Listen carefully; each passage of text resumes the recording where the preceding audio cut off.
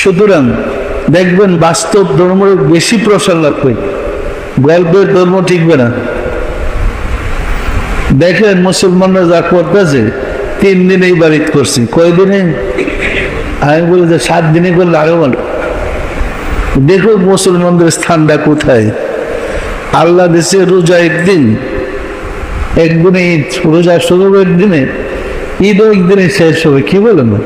দেখেন মুসলমানদের 3 দিনে করছে, বোঝা যায় মুসলমানদের দরবার আগামাতা ঠিক নেই, কি ঠিক আছে? অথচ সপ্তাহে শুক্রবার যে থাকে, শুক্রবারের জুমার নামাজ জাপানের লোকও পড়েন, সৌদি আরবের লোকও পড়েন, আমেরিকার লোকও শুক্রবার নামাজ পড়ে। কেউ তো বৃহস্পতিবারে পড়ে না, কেউ তো শনিবারে পড়ে না, সবাই তো শুক্রবারে পড়ে। তবে সোমবারে সবাই ঈদ করতে পারবে না কেন? এদের মাথায় ঢুকিয়ে না যে সময়ের ব্যবধান হবে, তারিখের ব্যবধান হবে না। 24 ঘন্টা একটা দিন বা একটা রাত্র হয়, তো 11.5 ঘন্টার বেশি সময়ের ব্যবধান নাই। তো 24 ঘন্টা বিতরিত করে 11.5 ঘন্টা।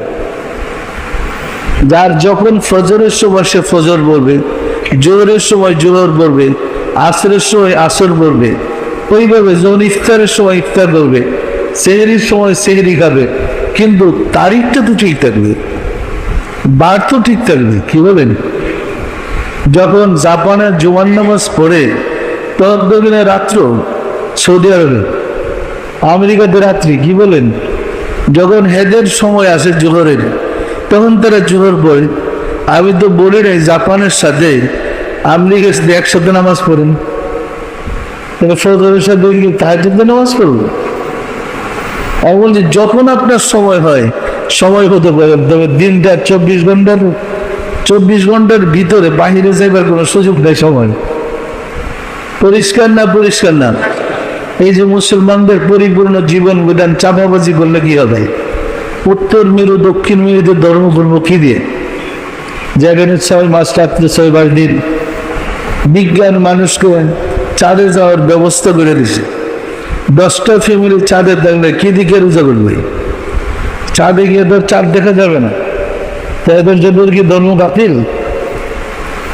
ইসলাম কি তাদের সমাধান দিতে পারে না? আমরা যে ক্যালেন্ডার দিয়েছি এটা একদম নির্ভুল, 2 দিয়ে জিন্দিগি গেল পাস হবে না, 2 দিয়ে 3 হবে না, কি এরকম নির্ভুল। তো আমাদের টেনশনও করতে হয় না, চিন্তাও করতে না। যতদিন আপনার চাঁদ দেখেন, আমরা যে ক্যালেন্ডার বাইর করে দেবো, আসমানের নিচে এমন মায়ের ছেলে জন্মগ্রহণ করে না, এটা চেঞ্জ করো। আর যখন চাঁদ গণনার ক্যালেন্ডার বাইর করে দেবো, এমন মায়ের ছেলে জন্মগ্রহণ করে না, এটা চেঞ্জ করতে পারো। কি বুঝছে আমার কথা? বুঝছেন?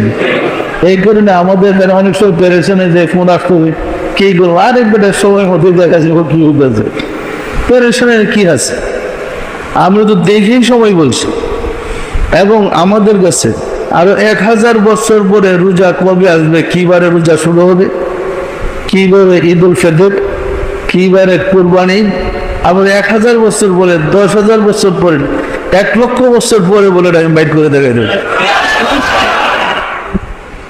এত পরিষ্কার আমার হিসাব। পরিষ্কার না? পরিষ্কার না? টেনশনে কি আছে? সুতরাং আমরা তো ধর্ম জানি না, ধর্ম একটা সুষ্ঠু সমাধান আছে। জেন্না সিন্না ধর্ম করতে না, জেন্না তাল বেতাল ধর্মগুলো তো লাভ নাই। তো আমরা চাচ্ছি বিশৃঙ্খলাটা বেশি করে লাগবো। 1 সপ্তাহ ব্যবধান হলে না মারামারিটা লাগতো ভালো মতো, কি তখনই গোবর্ধন দেওয়ান বাগির ফর্মুলা দেবো। এছাড়াও যতগুলো আমি বাস্তবায়ন বলেছি, দেখেন সবগুলো বাস্তবায়ন হয়ে যেতেছে অটোমেটিক। আল্লাহর তরফ থেকেই সমাজের মানুষ গ্রহণ করতেছে। সুতরাং আমরা চাচ্ছি নির্ভুলভাবে ধর্ম করতে। আমাকে অনেকে বলছে, ফোন করে জানাইতেছে, ভালো যান তা আমরা আগেই মানে করে ফেলাই, মানে এক একজন এক এক মতো যে আমরা আমাদের রোজা ঈদ শুরু করে দিই, মোটেও না। আমি একটা গ্রুপ নিয়ে সেপারেট হতে চাচ্ছি। আমি যাচ্ছি একটা সময় আসবে সমাধানের জন্য, সবাই বলবে সবাইকে নেই আমরা একসাথে নামাজ পড়ি, একসাথে ঈদ করি, কে বাধা হবে না? হবে না। ফেতনা করার কি আছে? সুতরাং আমরা চাচ্ছি ইসলামের রুহু আর ইসলামের দেহ নিয়ে দৌড়াদৌড়ি করতে রাজি না, দেহ রুহু একসাথে নিয়ে আগাবো।